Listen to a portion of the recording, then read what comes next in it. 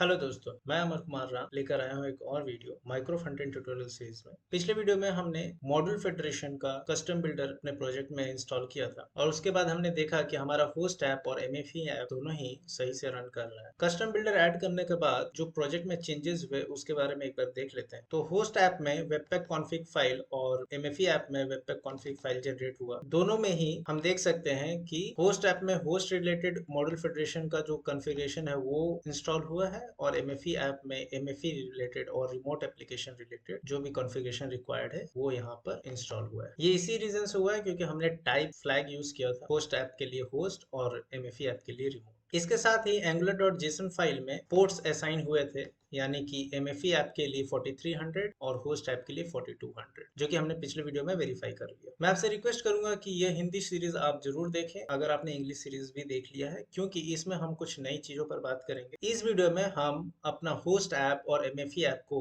Create करेंगे, यानी उसके प्रोजेक्ट्स को बिल्ड करेंगे। तो चलिए पहले होस्ट ऐप पर फोकस करते हैं। मैं सारे फाइल्स को क्लोज कर देता हूँ और मैं होस्ट ऐप में होम कंपोनेंट क्रिएट करता हूँ। इसके लिए मैं टर्मिनल को ओपन करूंगा और प्रोजेक्ट के वर्कस्पेस के अंदर जाऊंगा। फिर यहाँ रन करूंगा command ng for generate, c for component और कंपोनेंट का नाम देंगे होम कंपोनेंट। और ये जिस प्रोजेक्ट में हम क्रिएट करना चाहते हैं उस प्रोजेक्ट का नाम है होस्ट हाइफन ऐप। क्योंकि हम मोनो वर्कस्पेस पर काम कर रहे हैं तो मोनो वर्कस्पेस के अंदर मल्टीपल प्रोजेक्ट्स हो सकते हैं, तो हमें ये मेंशन करना पड़ेगा कमांड में कि हम किस प्रोजेक्ट के लिए ये कंपोनेंट क्रिएट करना चाहते हैं। अब हम एंटर प्रेस करेंगे।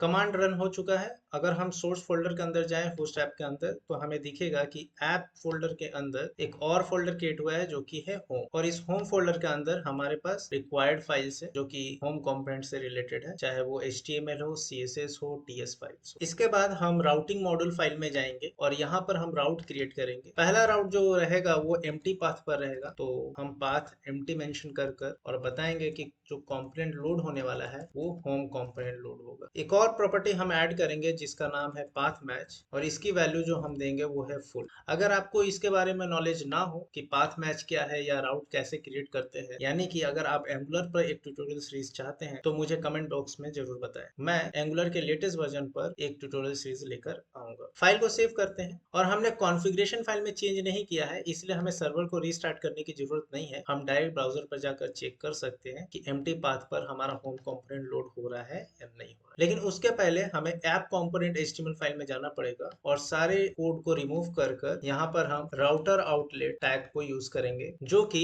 पाथ के बेसिस पर कंपोनेंट के डेटा को रेंडर करेगा। तो हम एम्प्टी पाथ पे जाएंगे और देखेंगे कि होम कंपोनेंट रेंडर होता है या नहीं इस राउटर आउटलेट टैग। तो चलिए ब्राउजर पर चेक कर। जैसा कि हम देख सकते हैं लोकल होस्ट 4200 एक एम्प्टी पाथ है, क्योंकि 4200 के बाद हमने कुछ भी नहीं लिखा है, ये एक एम्प्टी पाथ है। और जब हम एंटर प्रेस करते हैं तो होम वर्क्स लिख कर आता है और ये होम कंपोनेंट से रेंडर हो रहा है। अगर हम ऐप राउटिंग मॉड्यूल फाइल में जाएंगे तो एम्प्टी पाथ में होम कंपोनेंट एक TS फाइल होगी और इसके अंदर जो HTML है वो HTML कंटेंट करता है होम वर्क्स, और यही जाकर रेंडर हो रहा है इस एम्प्टी पाथ में, यानी कि राउटर आउटलेट में जो कि ऐप कंपोनेंट HTML फाइल में है। हम एक और पाथ बनाएंगे जिसका नाम देंगे हम टू डू हाइफन लिस्ट, और यहाँ पर हम कोई कंपोनेंट को लोड नहीं करेंगे बल्कि एक एक्सपोज्ड मॉड्यूल को लोड करेंगे, और वो जो मॉड्यूल होगा वो एक्सपोज होगा एमएफई ऐप प्रोजेक्ट से, जो कि हम नेक्स्ट वीडियो में करने वाले हैं। लेकिन इस प्रोजेक्ट में हम होस्ट ऐप में उस मॉड्यूल को जो कि टू डू लिस्ट मॉड्यूल होगा उसको यहाँ पर लेजी लोड कर लेते हैं। लेजी लोड करने के लिए हम जो की यूज करेंगे वो है लोड चिल्ड्रेन, और ये एक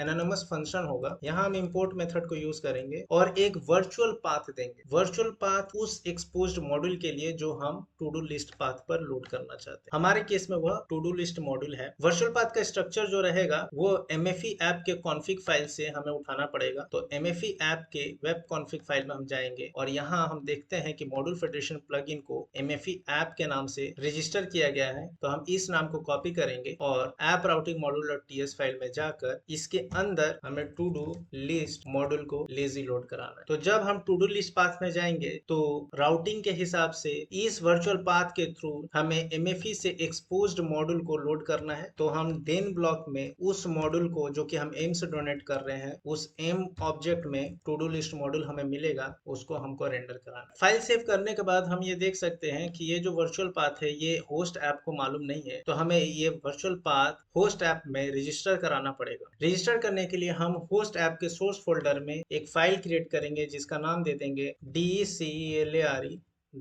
declare.d.ts फाइल, और यहाँ हम डिक्लेयर करेंगे उस मॉड्यूल के पाथ को जो कि MFE से एक्सपोज हो रहा है। जैसा कि हम देख सकते हैं कि अब जो एरर दिखा रहा था वो चला गया है, क्योंकि हमने वो डिक्लेयर कर दिया है इस फाइल में। इस फाइल का नाम आप कुछ भी दे सकते हैं, बस ये ख्याल रखना पड़ेगा कि एक्सटेंशन जो है वो d.ts फाइल हो, और जो भी हम मॉड्यूल डिक्लेयर कर रहे हैं वो मॉड्यूल का वर्चुअल पाथ अब होस्ट ऐप को मालूम है, और इसीलिए राउटिंग मॉड्यूल में उसका कोई भी एरर नहीं आ रहा है। जब हम टू डू लिस्ट मॉड्यूल को एक्सपोज करेंगे अपने MFE ऐप से, तो होस्ट ऐप में जब भी हम टू डू लिस्ट पाथ में जाएंगे, यानी to do hyphen list path में, तो राउटिंग के हिसाब से to do list module lazy load के थ्रू यहाँ पे लोड हो जाएगा होस्ट ऐप। इसके बाद हमें होस्ट ऐप को ये बताना होगा कि जो भी वर्चुअल पाथ MFE ऐप से स्टार्ट होगा वो रिमोट ऐप को पॉइंट करता है। उसके लिए हम वेबपैक कॉन्फ़िग फाइल में जाएंगे होस्ट ऐप के, और यहाँ पर हम लिखेंगे MFE-ऐप, और होस्ट ऐप के कॉन्फ़िग फाइल को ये बताएंगे कि जो भी MFE ऐप से पाथ स्टार्ट होगा वो रिमोट एप्लीकेशन को पॉइंट करता है, जो कि 4300 सर्वर पर रन हो रहा है। जैसा कि हम जानते हैं कि हमारा MFE ऐप 4300 पोर्ट पर रन होगा, इसीलिए मैंने यहाँ पे 4300 मेंशन कर दिया। इस फाइल को हम सेव करेंगे। हमारा कॉन्फ़िग फाइल में चेंज हुआ है तो हमें सर्वर को रीस्टार्ट करना पड़ेगा, पर उसके पहले हम इस कॉन्फ़िगरेशन फाइल को थोड़ा समझ लेते हैं। ये जो कॉन्फ़िग फाइल है वो MFE ऐप का है, और यहाँ पर मॉड्यूल फेडरेशन प्लगइन को हम यूज कर रहे हैं, जिसमें कुछ ऑब्जेक्ट्स यूज किए गए हैं। पहला है रिमोट्स ऑब्जेक्ट, और यहाँ पर जो की है वो है MFE ऐप। इस की के थ्रू